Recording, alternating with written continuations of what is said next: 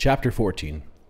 The snake's tongue flicked in and out of its mouth, and it seemed mighty hungry. It wasn't very colorful, dark green with a few flecks of brighter colors here and there, but it looked deadly.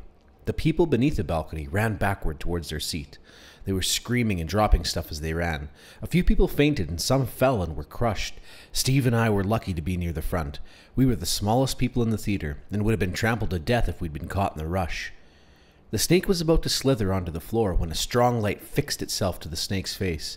The reptile froze and stared into the light without blinking. People stopped running and the panic died down. Those who had fallen pulled themselves back to their feet, and fortunately, nobody appeared to be badly hurt. There was a sound behind us. I turned to look back at the stage. A boy was up there. He was about 14 or 15, very thin with long, yellowy green hair. His eyes were oddly shaped, narrow like a snake's. He was dressed in a long white robe. The boy made a hissing sound and raised his arms above his head. The robe fell away, and everybody who was watching him let out a loud gasp of surprise. His body was covered in scales. From head to toe, he sparkled green and gold and yellow and blue. He was wearing a pair of shorts, but nothing else.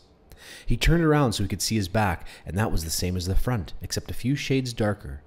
When he faced us again, he lay down on his belly and slid off the stage, just like a snake. It was then that I remembered the snake boy on the flyer and put two and two together. He stood when he reached the floor and walked toward the back of the theater. I saw as he passed that he had strange hands and feet. His fingers and toes were joined to each other by thin sheets of skin. He looked a little like that monster I saw in an old horror film, the one that lived in the Black Lagoon. He stopped a few yards away from the pillar and crouched down. The light that had been blinding the snake snapped off and it began to move again, sliding down the last stretch of pole. The boy made another hissing noise and the snake paused. I remember reading somewhere once that snakes can't hear but they can feel sounds. The snake boy shuffled a little bit to his left, then to his right. The snake's head followed him but didn't lunge. The boy crept closer to the snake until he was within its range. I expected it to strike and kill him, and I wanted to scream at him to run, but the snake boy knew what he was doing. When he was close enough, he reached out and tickled the snake beneath its chin with his weird webbed fingers. Then he bent forward and kissed it on the nose. The snake wrapped itself around the boy's neck. It coiled about him a couple times, leaving its tail draped over his shoulder and down his back like a scarf. The boy stroked the snake and smiled. I thought he was going to walk through the crowd, letting the rest of us rub it, but he didn't. Instead, he walked over to the side of the theater, away from the path to the door. He unwrapped the snake and put it down on the floor, then tickled it under its chin once more. The mouth opened wide this time, and I saw its fangs. The snake boy lay on his back a short distance away from the snake, then began wriggling toward it. "No," I said softly to myself. "Surely he's not going to..." But yes.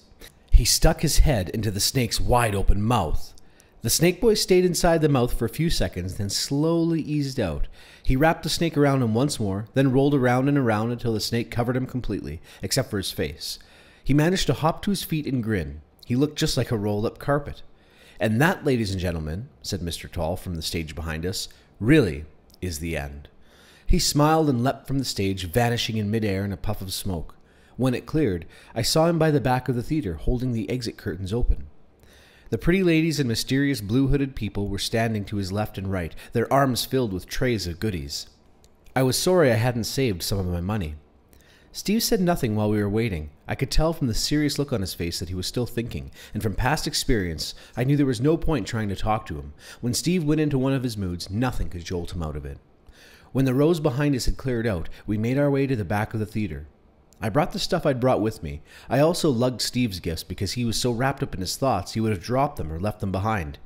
Mr. Tall was standing at the back, holding the curtains open, smiling at everyone. The smile widened when we approached. "Well, boys," he said, "did you enjoy the show?" "It was fabulous," I said. "You weren't scared?" he asked. "A little," I admitted, "but no more than anybody else." He laughed. "You're a tough pair," he said. There were people behind us, so we hurried on, not wanting to hold them up. Steve looked around when we entered the short corridor between the two sets of curtains, then leaned over and whispered in my ear, "Go back by yourself." "What?" I asked, stopping. The people who had been behind us were chatting with Mr. Tall, so there was no rush. "You heard," he said. "Why should I?" I asked. "Because I'm not coming," he said. "I'm staying. I don't know how things will turn out, but I have to stay. I'll follow you home later after I've..." His voice trailed off, and he pulled me forward. We pushed past the second set of curtains and entered the corridor with a table, the one covered by the long black cloth. The people ahead of us had their backs to us. Steve looked over his shoulder to make sure nobody could see, then dived underneath the table and hid behind the cloth. "Steve," I hissed, worried he was going to get us into trouble. "Go on," he hissed back. "But you can't," I began. "Do what I say," he snapped. "Go quick, before we're caught." I didn't like it, but what else could I do? Steve sounded like he'd go crazy if I didn't obey him. I'd seen Steve get into fierce rages before, and he wasn't someone you wanted to mess with when he was angry. I started walking, turned the corner, and began down the long corridor leading to the front door. I was walking slowly, thinking, and the people in front got farther ahead. I glanced over my shoulder and saw that there was still nobody behind me. And then I spotted the door. It was the one we'd stopped by on our way in, the one leading up to the balcony.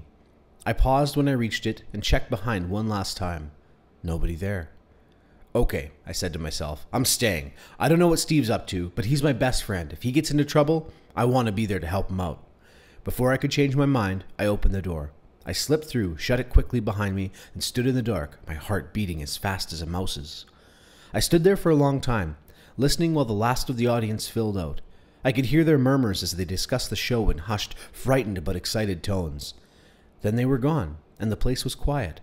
I thought I'd be able to hear noises from inside the theater, people cleaning up and putting the chairs back in place, but the whole building was as silent as a graveyard. I climbed the stairs.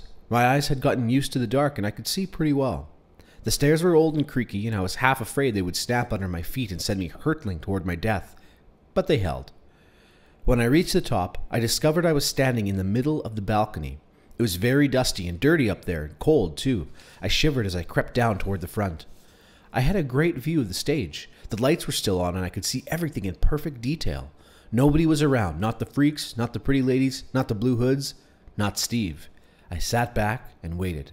About 5 minutes later, I spotted a shadow creeping slowly toward the stage.